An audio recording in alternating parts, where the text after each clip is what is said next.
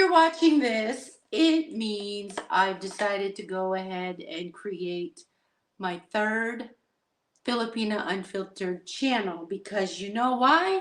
Because a few days ago, I accidentally deleted my YouTube channel. I had two. One was Filipina Unfiltered, which I started in August 2023. Really fun, really fun. And then my second channel called Filipina Life Unfiltered, which I started just a few weeks ago. Like, it's been only up there for about a month, and it's did really well. I actually, like, my first video, I think my second video got 25,000 views. So, but here I am. I accidentally deleted both channels, and despite all my begging and pleading and groveling with YouTube, nope, those channels, once deleted, are permanently deleted. So here I am. Didn't know if I had the energy to create another channel, but it became really a part of my identity, Filipina Unfiltered. It was like a video diary of basically my life as a Filipino American. I was born in Manila, and I came to the United States with my family, my mom and dad and my sister, when I was 5 years old. So 50 years in the United States as an immigrant Filipino American, as a citizen, United States citizen, and then a dual citizen in the Philippines. But anyway, so here I am, and I've decided for Filipina Unfiltered number 3, gloves are off, honestly, in terms of, my first couple videos. I think I've had almost a few hundred in my first channel. I sweated every video, literally. Like, I had to have my makeup on, and the hair, and the lighting, and the sound, and the background, and I would write the scripts and everything, and you know what? This is it. I am eating store-bought cake, carrot cake, my favorite.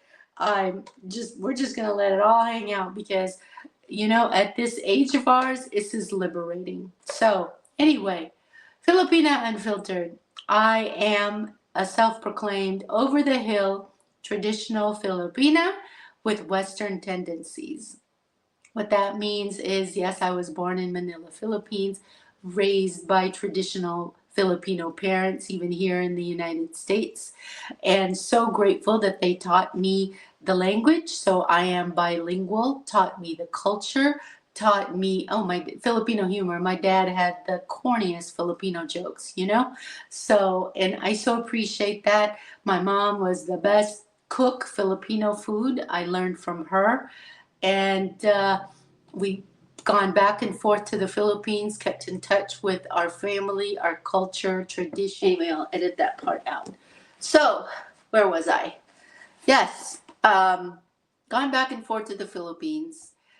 Western tendencies. Well, this as hard as my father tried, he could not raise me under a rock here in the United States. I was exposed. I went to school here, elementary, high school, university. So I was exposed to the Western ideals, individualism, thoughts, behaviors, things like that. So, but I still did not stray too far from my cultural roots. I grew up, like I said, I grew up here, was educated here. I got married, had children, have children. And, but in 2022, yes, 2022, I have gone back to the Philippines 5 times. And my dad moved to the Philippines permanently in 2020. And in 2022, after COVID restrictions were lifted and all of that, I visited him. And that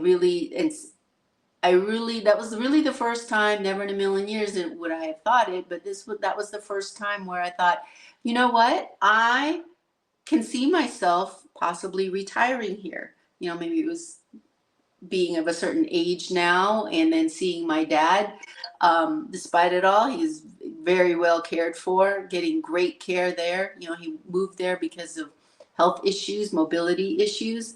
And I saw the Philippines not as a child, not as a teenager, not even as a young adult, or I saw it as me, as a place to retire, or retire is such a ambiguous word these days.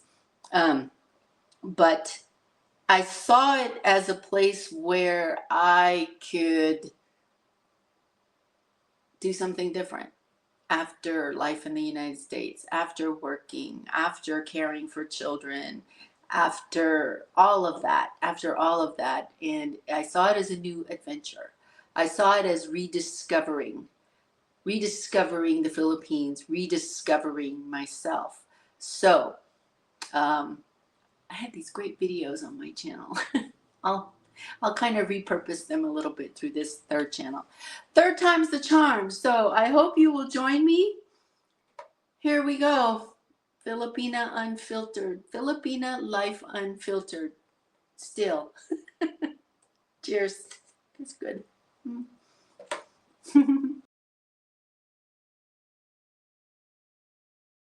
I struggled living in two worlds almost my whole life. Growing up in the US, I often asked myself, who am I? Am I Filipino or am I American?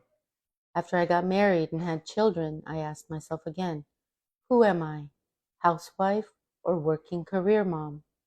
And now that I am pondering the decision to retire in the Philippines after more than 50 years in the US, I again ask myself, who am I? Traditional Filipina or modern woman? It wasn't easy, but I made peace with those first two questions in those two stages of my life years ago.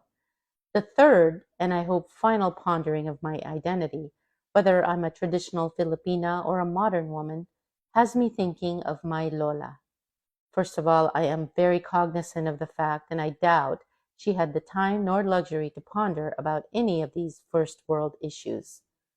Born into poverty and orphaned at 8 years old, she was forced to quit school to work in her aunt and uncle's canteen. Then at 16, she entered into an arranged marriage with a man twice her age. Fortunately, my Lolo was a kind man who became the love of her life and vice versa. But at 51, she became a widow and single mother to 10 children, my father included. She turned the family pig roasting business, or lechon, into a mini empire, one that provided not only food on the table but college education for all her children who sought this aspiration.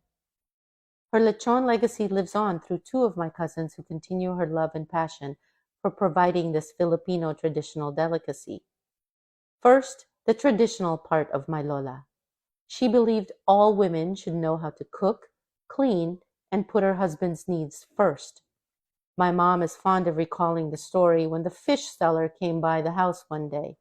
My mom chose a catfish from the woman's basket. My Lola immediately put it back in the basket and told my mom, "Oh no, Mario," her son, my father, "doesn't like that type of fish." My mother, a college graduate and engineer just like my father, was furious, she said. There was also the modern part of my Lola.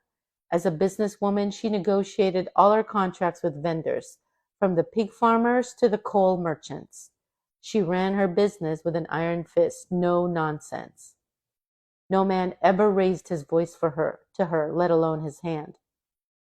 She was loved by all, especially by her lechon pihit boys, as they called themselves. She was hardest on her daughters and other female family members. She chastised any female within shouting distance for any show of vanity or laziness. Oh, God help you if you displayed both in her presence. But she herself loved to dress up. In 1993, she was awarded Mother of the Year, the plaque handed to her on stage by none other than the First Lady at the time, Mrs. Fidel Ramos. My Lola spared no expense for her finest gown. At my Lola's funeral in 2004, over 500 people followed her funeral procession to her final resting place. We grieved hard over her passing. Some family members still do to this day. On my last trip to the Philippines, one of the local women, the wife of one of my Lola's long-term and loyal helpers, came to the house to give me a manicure and pedicure. She didn't make eye contact despite my efforts to exchange pleasantries. She didn't say a word at first. Then suddenly I heard her whispering in Tagalog, still not looking up as she continued to work on my toes. Your Lola always used to tell me to make sure I kept part of the money I earned in my own name in a separate account. Always have your own money, she would tell me. Always know how to take care of yourself. When I was sick after I lost my baby, your Lola sent over a big pot of stew. I've never cried while getting a manicure until then.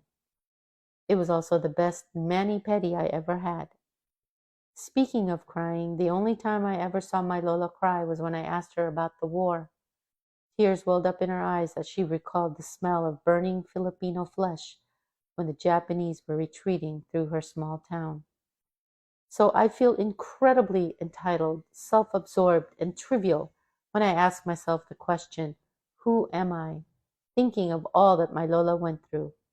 I've never known hunger or the kind of hardship and heartache that comes from losing 4 grown children before your own passing. Dear God, please spare me that above all else. My Lola left me generational wealth, but it's not money. She left me something more valuable. She left me the foundation of her life lessons so that I may build upon it for a better life for my daughters, their daughters and sons, etc. After all, isn't that the purpose of being a mother, father, grandfather, and grandmother? I often tell my daughters, it's okay to make your own mistakes. You're just not allowed to make mine. My Lola never forgot where she came from, always giving back to those who were less fortunate as she had been. And she always spoke her mind, always. No, I don't have the same struggles that my Lola did, not even close. But I owe her my best effort to avail of the opportunities that she never had, and to make the most of those opportunities. And maybe by asking myself that question, who am I will come up with the answers to celebrate her life and legacy, the best way that I know how. So who am I? Who is Filipina Unfiltered? The answer is so clear to me now.